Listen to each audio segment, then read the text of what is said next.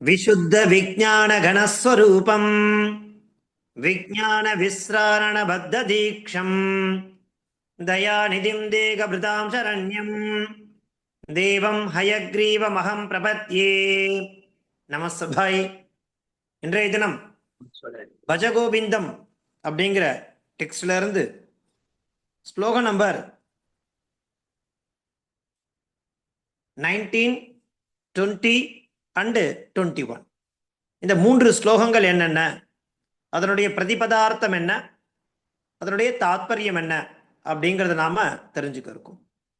அதற்கு முன்னாடி சென்ற வகுப்புல நாம கடைசியா பார்த்து முடிச்சிருந்த ஸ்லோகம் என்ன, ஸ்லோகம் நம்பர் 18 வரைக்கும் பார்த்துருக்கோம்.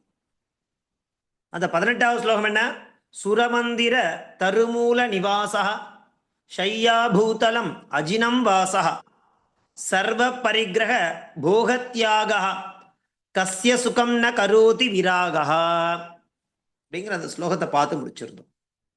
அதனுடைய பிரதானமான தாத்பரியம் என்னவாக இருந்ததுனாக்கா, வைராகியம் தான் சுகம். சுகம் அப்படிங்கிறது வைராகியத்தின் மூலமாகத்தான் பெற முடியும் அப்படிங்கிறது நமக்கு அந்த ஸ்லோகமானது காண்பிச்சு கொடுத்தார் இல்லையா. அதை தொடர்ந்து நாம இன்றைய தினம் பார்க்கக்கூடிய ஸ்லோகம் என்ன அப்படின்னாக்கா பாருங்கோ, ஸ்லோகம் நம்பர் 19, 19வது ஸ்லோகம் என்ன, அதனுடைய பதச்சேதம் தாத்பரியம் அப்படிங்கிறத நாம ஒன்று ஒன்றா பார்க்கலாம். பாருங்க, ஸ்லோகம் நம்பர் 19 என்ன ஸ்லோகம், யோகரதோவா போகரதோவா சங்கரதோவா சங்க விஹீனஹ யஸ்ய பிரம்மணி ரமதே சித்தம் நந்ததி நந்ததி நந்தத்யேவ. யோகரதோவா போகரதோவா சங்கரதோவா சங்க விஹீனஹ யஸ்ய பிரம்மணி ரமதே சித்தம் நந்ததி நந்ததி நந்தத்யேவ அப்படிங்கிறது 19வது ஸ்லோகம், ஸ்லோகம் நம்பர் 19. இதனுடைய பதச்சேதம் எப்படி அப்படின்னாக்கா, யோகரதா வா போகரதா வா சங்கரதா வா சங்க விஹீனஹ யஸ்ய பிரம்மணி ரமதே சித்தம் நந்ததி நந்ததி நந்ததி இதி ஏவ அப்படிங்கிறது பதச்சேதா. இந்த ஸ்லோகத்தின் மூலமாக சுவாமி நமக்கு சொல்லக்கூடிய சூக்ஷ்மமான தாத்பரியம் என்ன அப்படின்னாக்கா, பிரம்மானந்தமே ஆனந்தம். இந்த ஆனந்தம் ஆனந்தம்னு சொல்றோம் இல்லையா, அந்த ஆனந்தம் என்றால் என்ன அப்படின்னா அதற்கு விடை கொடுக்கிறார். பிரம்மானந்தமே நிலையான ஆனந்தம், மற்றதெல்லாம் மாயை. நிரந்தரமா இருக்குமா மற்ற ஆனந்தங்கள்லாம் அப்படின்னா இருக்காது. அப்போ நிலையான ஆனந்தம் எது சுவாமி அப்படின்னாக்கா, பிரம்மானந்தமே நித்தியமான நிரந்தரமான சாஸ்வதமான ஆனந்தம் அப்படிங்கிறத உணர்த்துவதற்காகத்தான் இந்த ஸ்லோகமானது. அதாவது யோகரதஹாவா அப்படின்னா என்ன அர்த்தம்னாக்கா, யோகத்தில் ஈடுபட்டவனாக இருந்தாலும், போகரதோவா அல்லது போகத்தில் ஈடுபட்டவனாக இருந்தாலும், சங்கரதா அதாவது பிறர் சேர்க்கையில் ஈடுபட்டவனாக இருந்தாலும், சங்க விஹீனஹ பிறர் சேர்க்கை இல்லாதவனாக இருந்தாலும், யஸ்ய யஸ்யன எவனுடைய, சித்தம் சித்தன்னா மனதானது, பிரம்மணி அந்த பிரம்மத்தில், பரபிரம்மன்னு சொல்லக்கூடிய அந்த பிரம்மத்தில், ரமதே ரமதேனா என்ன அர்த்தம்னாக்கா, ரம் கிரீடாயாம் அப்படிங்கிற தாத்து, ரமதே பற்று கொண்டிருக்கிறதோ, சஹ அவன், நந்ததி இல்லையா, நந்ததி நந்ததி ஏவ 3 தடவை பிரயோகம் பண்ணியிருக்காரு பாருங்க இல்லையா. அந்த 3 தடவை பிரயோகம் பண்ணதனுடைய அர்த்தம் என்ன, ஒரு விஷயத்தை ஒரு தடவை சொன்னா போறாதா சுவாமி, ஏன் அவர் 3 விதமான 3 இடங்கள் அதை சொல்றாரு பாருங்க. இந்த ஒரே ஸ்லோகத்திலேயே 4வது பாதத்துல நந்ததி நந்ததி நந்தத்யேவ அப்படிங்கிறத திருடமா காண்பிச்சு கொடுக்கிறார் பாருங்க. ஏன் அப்படின்னாக்கா நந்ததினா மகிழ்கிறான்னு அர்த்தம். மகிழ்கிறான். அப்போ மகிழ்கிறான்னா என்ன அர்த்தம்? ஆனந்தத்தை அடைகிறான் அர்த்தம். அப்போ ஆனந்தத்தை அடைகிறான், ஆனந்தத்தை அடைகிறான், முக்காலமும் ஆனந்தத்தை அடைகிறான் அப்படிங்கிற மாதிரி காண்பிச்சு கொடுக்கிறான். ஒருவன் என்ன பண்றான்? யோகத்தில் ஈடுபட்டவனாக இருந்தாலும் சரி, அல்லது போகங்களை அனுபவிப்பவனாக இருந்தாலும் சரி, பிறருடன் தொடர்பு வைத்துக் கொண்டவனாக இருந்தாலும் சரி, அல்லது யாருடன் தொடர்பு அற்றவனாக இருந்தாலும் சரி, மேற்கண்ட எந்த நிலையிலும் பிரம்மத்தின் மீது நாம் என்ன பண்றோம்? மனம் அப்படிங்கிறத செலுத்தியவனாக இருந்தனால்தான் அவன் என்ன பண்றான்? முக்காலத்திலும் அந்த ஆனந்தத்தை பெறுகிறான். இல்லையா? அனைவருக்குமே சுகம்தான்.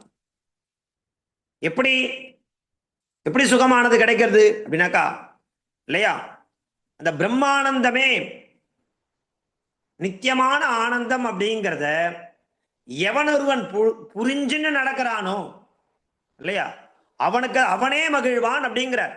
யாரால மகிழ்ச்சி அந்த ஆனந்தம் அப்படிங்கிறத அடைய முடியும்னாக்கா, எவனுடைய மனமானது பரம்பொருளில் களிப்படைகிறதோ அவனே மகிழ்வான்.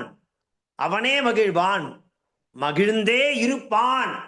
அதான் நந்ததி நந்ததி நந்தத்யேவ அப்படிங்கிற மாதிரி அந்த தாத்துவ 3 தடவை பிரயோகம் பண்ற அந்த கிரியாபதத்தை. யோகரதோவா யோகத்தில் ஈடுபட்டவனாக இருந்தாலும் சரி, போகரதோவா போகத்தில் ஈடுபட்டவனாக இருந்தாலும் சரி, சங்கரதா பிற சேர்க்கையில் ஈடுபட்டவனாக இருந்தாலும், சங்க விஹீனா பிற சேர்க்கை இல்லாதவனாக இருந்தாலும், அவ எப்படிதான் இருந்துட்டு போட்டோம் சுவாமி, ஆனா அவனுடைய மனமானது பிரம்மத்தில் பற்று கொண்டிருக்கிறதோ, இல்லையா, அந்த பிரம்மத்தை பிடிச்சுட்டான், இல்லையா, அந்த பிரம்மன்ற தத்துவத்தை உணர்ந்துட்டான் அப்படின்னா அவன் என்ன என்ன நிலையை அடைவான்? மகிழ்கிறான், மகிழ்கிறான், முக்காலமும் மகிழ்கிறான். அப்படிங்கிறதுதான் இந்த ஸ்லோகத்தின் மூலமா நமக்கு சாஸ்வதமானது எது? ஆனந்தமே. எந்த ஆனந்தம்? பிரம்மானந்தமே ஆனந்தம். மற்றதெல்லாம் நிரந்தரமான ஆனந்தம் கிடையாது. கொஞ்ச காலம் இருக்கும், அப்புறம் அந்த மகிழ்ச்சியானது காணாம போயிடும், அந்த ஆனந்தமானது இல்லாம போயிடும், துக்கமானது ஏற்படும். ஆனா இந்த பிரம்மானந்தம் இருக்கு இல்லையா, அந்த பரபிரம்மம் அப்படிங்கிறது மேல நம்ம பற்று வச்சுட்டோம் அப்படின்னாக்கா அதுதான் நிரந்தரமான ஆனந்தத்தை கொடுக்கும். அவனே என்ன பண்ணுவான்? மகிழ்கிறான், மகிழ்கிறான், முக்காலமும் மகிழ்கிறான் அப்படிங்கிறத இந்த ஸ்லோகம் மூலமா காண்பிச்சு கொடுக்கிறார். யோகரதோவா போகரதோவா சங்கரதோவா சங்கவிஹீன யஸ்ய பிரம்மணி ரமதே சித்தம். இல்லையா? சித்தம்னா என்னது? மனதானதுன்னு அர்த்தம். ரமதே அந்த பிரம்மத்தில் மனதானது, சித்தம்னா மனமானது பிரம்மணத்தில் ரமதே பற்று கொண்டிருக்கிறதோ, சஹா அவன் என்ன பண்றான்? நந்ததி நந்ததி நந்ததி ஏவ யோகரதோவா போகரதோவா சங்கரதோவா சங்கவிஹீன யஸ்ய பிரம்மணி ரமதே சித்தம் நந்ததி நந்ததி நந்தத்யேவ அப்படிங்கிறது இந்த 19வது ஸ்லோகம். இதை தொடர்ந்து நம்ம பார்க்க போறது ஸ்லோகம் நம்பர் 20வது 20th ஸ்லோகம். என்ன பாருங்க. பகவத்கீதா கிஞ்சிததீதா கங்கா ஜலலவ கணிகா பீதா சகிருதபியேன முராரி சமர்ச்சா கிரியதே தஸ்ய யமேன நசச்சா. பகவத்கீதா கிஞ்சிததீதா கங்கா ஜலலவ கணிகா பீதா சகிருதபியேன முராரி சமர்ச்சா கிரியதே தஸ்ய யமேன ந சர்ச்சா அப்படிங்கிறது 20வது ஸ்லோகம். மொத்தம் 30 ஸ்லோகங்கள் இந்த பஜகோவிந்தம் அப்படிங்கிற டெக்ஸ்ட்ல. இப்ப நாம இருந்துட்டு இருக்கிறது 20வது ஸ்லோகத்துல இருந்துட்டு இருக்கோம். இந்த 20வது ஸ்லோகத்தின் மூலமாக சுவாமி நமக்கு சொல்றது என்னன்னாக்கா, இந்த யமன் இருக்கான் இல்லையா, யமன் காலன். காலன்னா காலஹா அப்படின்னா யாருன்னா யமன். அந்த யமன் நமக்கு அருகாமையில் வராததுக்கு என்ன காரணம்? நம்மளை யமனால நெருங்கவே முடியல அப்படின்னா என்ன காரணம்? அதுக்கு யமன் அருகில் வராத உபாயம் என்ன அப்படிங்கிறத நமக்கு காண்பிச்சு கொடுக்கிறார். முதல்ல பதச்சேதம் பாருங்க. பகவத்கீதா கிஞ்சித் அதீதா கங்கா ஜலலவ கணிகா பீதா ஏன சக்ருத் அபி முராரி சமர்ச்சா கிரியதே தஸ்ய யமேன ந சர்ச்சா. இது பதச்சேதः. இதில் எது கிரியாபதம்? ந கிரியதே. கிரியதே அது கூட என்ன சேர்த்துக்கணும்? ந கிரியதே அப்படிங்கிறத சேர்த்துக்கணும். கிரியதேனா செய்யப்படுகிறது, ந கிரியதேனா செய்யப்படுவதில்லை இல்லையா? எது செய்யப்படுவதில்லை? சர்ச்சா பேச்சுவார்த்தையானது செய்யப்படவே இல்லை. யாரால? யமேன யமனாலே. இந்த சர்ச்சா அப்படிங்கிறது பேச்சுவார்த்தையானது ந கிரியதே. சரி, யார் விஷயத்துல? தஸ்ய அவனுக்கு. என்ன அப்படின்னாக்கா ஏன ஏனன்னா எவனால் பகவத்கீதா. என்ன பகவத்கீதாங்கிறது? எங்க இருக்கு அந்த பகவத்கீதா அப்படின்னா, பகவத்கீதையானது சாட்சாத் கிருஷ்ண பரமாத்மாவிடமிருந்து அர்ஜுனனிடத்துல உபதேசம் பண்ணப்பட்ட பகவத்கீதா. இது எங்க நடக்கிறது? மகாபாரதத்துக்குள்ள இந்த விஷயமானது நடக்கிறது. அர்ஜுனனுக்கு கிருஷ்ணர் 700 ஸ்லோகங்கள் 700 ஸ்லோகாஸ் உள்ளடக்கியதான் பகவத்கீதை. அதுல என்ன இருக்கு அப்படின்னாக்கா 3 யோகங்களாக பிரிச்சிருக்கு. கர்மயோகம், பக்தி யோகம், ஞான யோகம். முதல் கர்மயோகத்துல 6 அத்தியாயங்கள் இருக்கு. ரெண்டாவது பக்தி யோகத்துல 6 அத்தியாயங்கள் இருக்கு. ஞான யோகத்துல 6 அத்தியாயங்கள் இருக்கு. 3 யோகங்களாக 18 அத்தியாயங்களாக 700 ஸ்லோகங்களாக அந்த பகவத்கீதை அப்படிங்கிறது கிருஷ்ண பரமாத்மாவால அர்ஜுனனுக்கு உபதேசம் பண்ணப்பட்ட விஷயம். அர்ஜுனன் யாரு? ஜீவாத்மா. கிருஷ்ணர் யாரு? பரமாத்மா. நாமெல்லாம் ஜீவாத்மா. நமக்காக அர்ஜுனன் மூலமாக கொடுக்கப்பட்ட ஒரு அற்புதமான கிரந்தம் தான் ஸ்ரீமத் பகவத்கீதா. அது என்ன அப்படின்னாக்கா, இப்போ நாம ஒரு வஸ்துவை வாங்கறதுக்கு கடைக்கு போறோம், எலக்ட்ரானிக் பொருள். அந்த எலக்ட்ரானிக் பொருள் வாங்கும்போது நமக்கு ஒரு மேனுவல்னு ஒன்று கொடுப்பா. அது எதற்காக கொடுக்குறா? அந்த வாங்கின அந்த பொருளை எப்படி பயன்படுத்துறது அப்படிங்கிறதுக்கு தான் அந்த மேனுவல். அந்த மாதிரி நம்மளாம் ஜீவாத்மா, நமக்காக கொடுக்கப்பட்ட மேனுவல் தான் பகவத்கீதா. நம்ம என்ன பண்ணணும், என்ன பண்ணிட்டு இருக்கோம் அப்படிங்கிறத நமக்கு கிளியரா உணர்த்தக்கூடிய ஒரு அற்புதமான டெக்ஸ்ட் தான் பகவத்கீதா. அந்த பகவத்கீதையை கண்டிப்பா நாம எல்லாருமே படிக்க வேண்டிய ஒரு முக்கியமான கிரந்தம். அத முக்கியமா படிக்கணுங்கிறத பல ஆயிரம் ஆண்டுகளுக்கு முன்னாடி ஆதிசங்கரர் சொல்லிட்டு போயிட்டார் பாருங்க. பகவத்கீதா கிஞ்சிதீதா. பகவத்கீதை 700 ஸ்லோகம் இருக்கு. அவ்வளவுலாம் நீ படிக்கணுன்ற அவசியம் இல்லை. கிஞ்சித் கொஞ்சம் தெரிஞ்சின்றாலே போரும். பகவத்கீதையானது கிஞ்சித் கொஞ்சமாவது அதீதா கற்கப்பட்டதோ எவனாலே.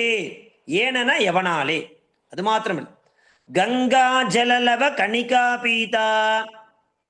கங்கை அந்த பகீரதன் அப்படிங்கிறவனுடைய முயற்சியினால இந்த பூலோகத்துக்கு அந்த கங்கையானது கொண்டு வரப்பட்டது. அந்த கங்கைக்கு பாகீரதி அப்படிங்கிற பேரும் உண்டு. அது யார் கொண்டு வரா? பகீரதன் பிரயத்னப்பட்டு இங்க கொண்டு வந்ததுனால அந்த ஜலத்துக்கு பாகீரதிங்கிற பேர் கிடைக்கிறது. அதுதான் கங்கை. சப்த புண்ணிய நதி இருக்கு இல்லையா? கங்கேச்ச யமுனே சைவ கோதாவரி சரஸ்வதி நர்மதே சிந்து காவேரி சொல்லக்கூடிய 7 புண்ணிய தீர்த்தங்கள் இருக்கு. அதுல முதன்மையான தீர்த்தத்தை முதல் இடத்துல வகிக்கக்கூடியவள் கங்கை. அந்த கங்கை அப்படிங்கிற ஜலமானது அந்த ஜலத்திலிருந்து ஒரு பகுதியாவது ஒரு துளியாவது குடிக்கப்பட்டதோ ஏன எவனாலே. சரி, மூணாவது என்ன சொல்ற? சக்ருதபி, ஒரு முறையாவது முராரி சமர்ச்சா. முராரினா யாரு? கிருஷ்ண பரமாத்மா.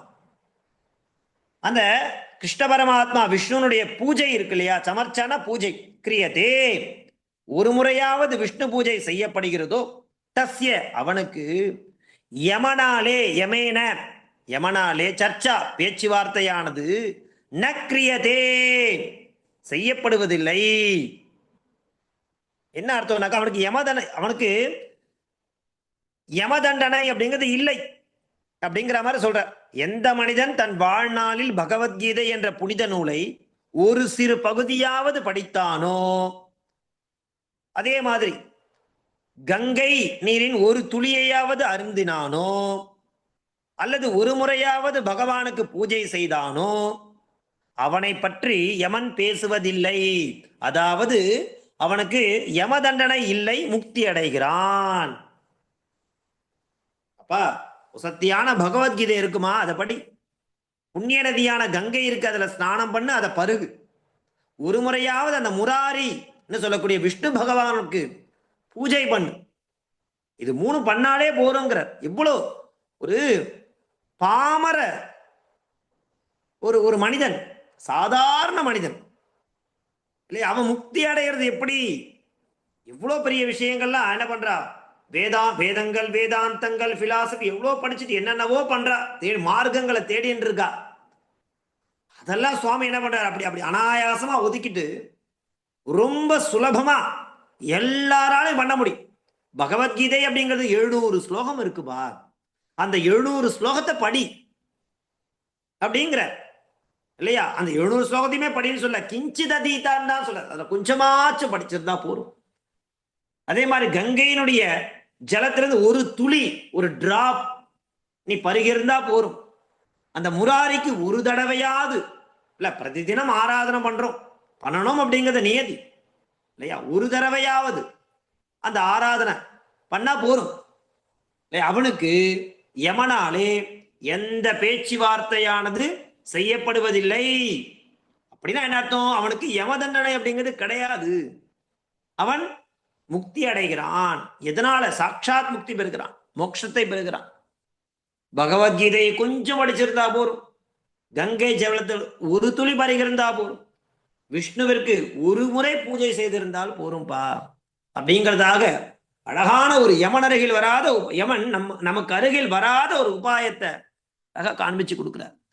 பகவத்கீதா கிஞ்சிதீதா கங்கா ஜலலவ கணிகா பீதா சகிருதபியேன முராரி சமர்ச்சா கிரியதே தஸ்ய யமேன ந சர்ச்சா அப்படிங்கிறது இந்த 20வது ஸ்லோகம் நமக்கு காண்பிச்சு கொடுக்கிறது. அடுத்து நாம பார்க்க போறது ஸ்லோகம் நம்பர் 21. 21வது ஸ்லோகம் என்ன என்ன அப்படின்னாக்கா, பகவானிடத்துல பிரார்த்திக்கிறார். இறைவா, பகவானே, என்னை காத்தருள்வாயாக. நீதான்ப்பா என்னை காக்கணும். உன்னை விட்டா என்னை யாரால காப்பாற்ற முடியும் இல்லையா? அதனால என்ன கேட்கிறார் அப்படின்னாக்கா, நீ என்ன உன்னுடைய கடைக்கண் பார்வை என் மீது விழ வேண்டும் கண்ணா இல்லையா, என் மீது அக்கறை கொண்டு என்னை கடாட்சித்து எனக்கு அருள் புரிய மாட்டாயா கண்ணான்னு கேட்கிறார். ஏன் அதை கேட்கிறார் அப்படின்னாக்கா, பாருங்க, புனரபி ஜனனம் புனரபி மரணம் புனரபி ஜனனி ஜடரே சயனம் இக சம்சாரே பகுதுஸ்தாரே கிருபயா பாரே பாகி முராரே. முராரே, ஏ கண்ணா, பாகி, என்னை கடாட்சித்து அருளமாட்டாயா. புனஹ அபி ஜனனம் புனஹ அபி மரணம் புனஹ அபி ஜனனி ஜடரே சயனம் இக சம்சாரே பகுதுஸ்தாரே கிருபயா கிருபயா பாரே பாகி முராரே இது பதச்சேதா. இப்போ ஏ முராரே, என்ன சொல்றார் அப்படின்னாக்கா, ஏ பகவானே, இந்த சம்சாரமாகிய சமுத்திரம் அப்படிங்கிறது கடக்க முடியாதது. எல்லாராலையும் அவ்வளவு சுலபமா கடந்துட முடியுமா?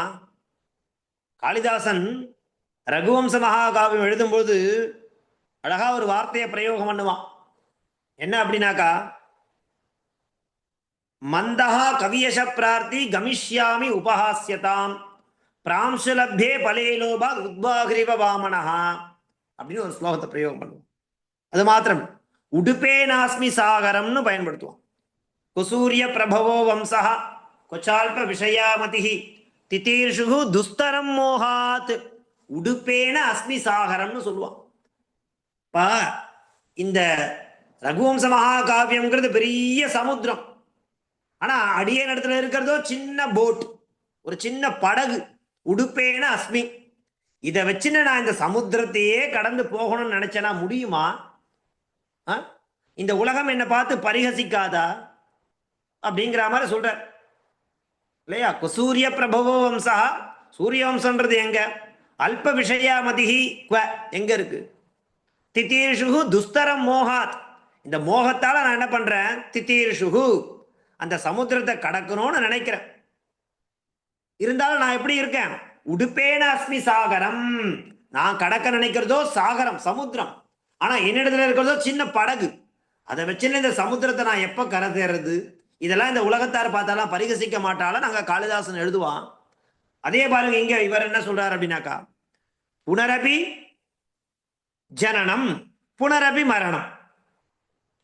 இந்த சம்சாரமாகிய சமுத்திரம் இருக்கு இல்லையா, அந்த சமுத்திரம் கடக்க முடியாதது. இதற்கு கரையே இல்லை. இதுல என்ன பண்ண போறோம் அப்படின்னா, கரை இருந்தாவது நீந்தி போயிடலாம். இதுக்கு கரையே கிடையாது இல்லையா? இதுல என்ன ஆகுது? மறுபடியும் மறுபடியும் பிறக்க வேண்டிய ஒரு நிலையானது ஏற்படுறது. மறுபடியும் மறுபடியும் இறக்க வேண்டிய நிலையானது ஏற்படுது. மறுபடியும் மறுபடியும் தாய் வயிற்றுல தங்கி பிறக்கக்கூடிய ஒரு சூழல். இப்படி முடிவில்லாத இந்த பிறத்தல் இறத்தல் ஆகிய இந்த சிக்கலான சூழ்நிலை இருக்கு இல்லையா, இந்த சூழ்நிலையில இருந்து இறைவா தயவு செய்து கருணையுடன் நீதான் என்ன கரை சேர்க்க வேண்டும், இந்த பிறத்தல் இறத்தலற்ற முக்தி நிலையை நீ அளிக்க வேண்டும்னு கேட்கிற. கிருப்பையா பாரே பாகி முராரே, ஏ முராரே கிருப்பையா தயவு செய்து பாகி என்னை காப்பாற்று இல்லையா? ஏன்னா புனரபி ஜனனம், புனகன அகைன், மறுபடியும் மீண்டும் மீண்டும், புனரபி ஜனனம் இல்லையா? புனரபி ஜனனம் புனரபி மரணம், மறுபடியும் பிறக்கிறேன் மறுபடியும் இறக்கிறேன், புனரபி ஜனனி, மறுபடியும் அதே தாய் அதே வயிறு இல்லையா? சடரே சயனம், இதே மாதிரி மாறி மாறி மாறி நான் என்ன பண்றேன்? இந்த சம்சாரம் அப்படிங்கிற இந்த இந்த இந்த நிலைக்குள்ளேயே சுத்தின்றே இருக்க. இதுல இருந்து என்னை தயவு செய்து கிருப்பையா பாரே இல்லையா? ஹே முராரே, இது என்னதுனாக்கா அப்பாரேனா கரை இல்லாததுன்னு அர்த்தம். ந பாரே அப்பாரே, கரை இல்லாத இந்த சமுத்திரம் என்ன சொல்லக்கூடிய இந்த வாழ்க்கையிலிருந்து கிருப்பையா ஏ முராரே பாகி. என்ன சொல்றார்? பின்னும் பின்னும் பிறப்பு இறப்பு அப்படிங்கிறது உண்டாயிண்டே இருக்கு.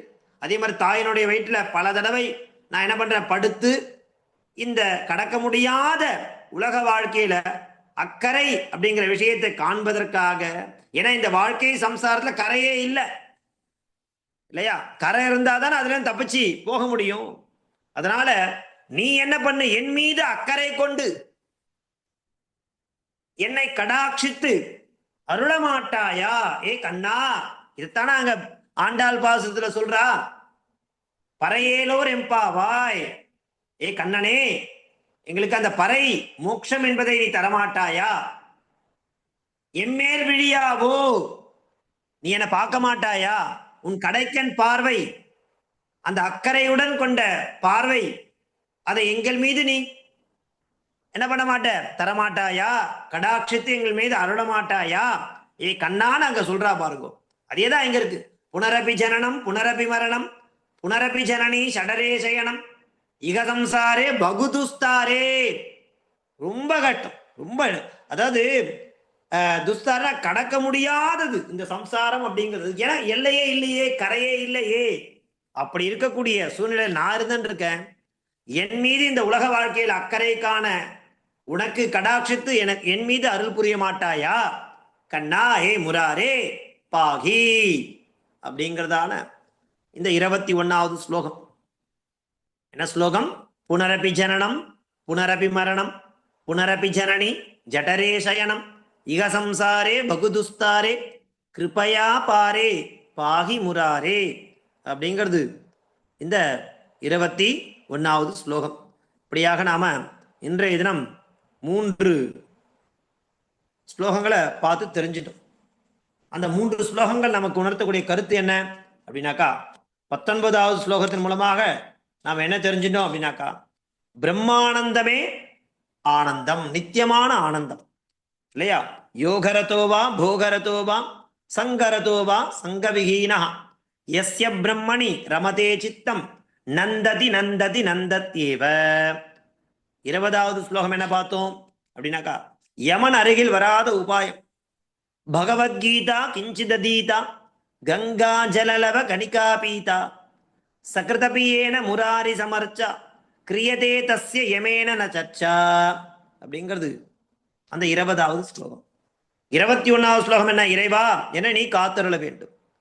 புனரபி ஜனனம் புனரபி மரணம் புனரபி ஜனனி ஜடரே சயனம் இக சம்சாரே பகுதுஸ்தாரே கிருபயா பாரே பாகி முராரே அப்படிங்கிறது 21வது ஸ்லோகமாக அமைஞ்சிருக்கு. இப்படியாக நாம இந்த பஜகோவிந்தம் அப்படிங்கிற டெக்ஸ்ட் எடுத்துட்டு ரொம்ப சுலபமான ஸ்லோகங்கள், படிக்கிறதுக்கு எளிமையா இருக்கும். அர்த்தத்தையும் நமக்கு அர்த்தம் பார்த்தீங்கன்னா ரொம்ப டீப்பான மீனிங், ஸ்லோகம் ரொம்ப எளிமையான ஸ்லோகம். அந்த மாதிரி அமையிறது ரொம்ப கஷ்டம். ஸ்லோகத்தை சுலபமாகவும் படிக்க முடியணும், அதே நேரத்தில் அதற்குண்டான தாத்பரியம் இருக்கு பார்த்தீங்களா, சூக்ஷ்மமான அர்த்தம், அதையே நாம தெரிஞ்சுண்டு அந்த ஸ்லோகத்தை நாம பாராயணம் பண்ணிட்டே வந்தோமானா நமக்கு சகலவிதமான ஸ்ரேயஸும் ஏற்படும். இன்னைக்கு பாருங்க, ரொம்ப அற்புதமான நாள், புரட்டாசி சனிக்கிழமை இல்லையா? இந்த ஸ்ரீமன் நாராயணனுக்கு உகந்ததான நாள் என்ன அமையிறது பாருங்க. அப்பேற்பட்ட நாட்கள்ல அந்த எம்பெருமானுடைய திருநாமங்கள்லாம் சொல்லிண்டு, ஏ கண்ணா நீ எனக்கு கடாட்சிக்க மாட்டாயா, எனக்கு அந்த பறைன்னு சொல்லக்கூடிய மோட்சத்தை தரமாட்டாயா அப்படிங்கிற மாதிரியான விஷயத்தெல்லாம் அழகா சுலபமா காண்பிச்சு கொடுத்துருக்கார் ஆதிசங்கரர். அப்பேற்பட்ட கிரந்தத்தை நம்ம இந்நாளில் வாசிக்கிறோம் அப்படின்னாக்கா நம்ம நிஜமாவே we all are blessed. So இன்றைய தினத்திற்கான அவகாசம் அடுத்த வாரம் வியாழக்கிழமை அன்னைக்கு அடுத்த 3 ஸ்லோகங்களோட நம்ம பார்க்கலாம். தாசன் தன்யவாதாக.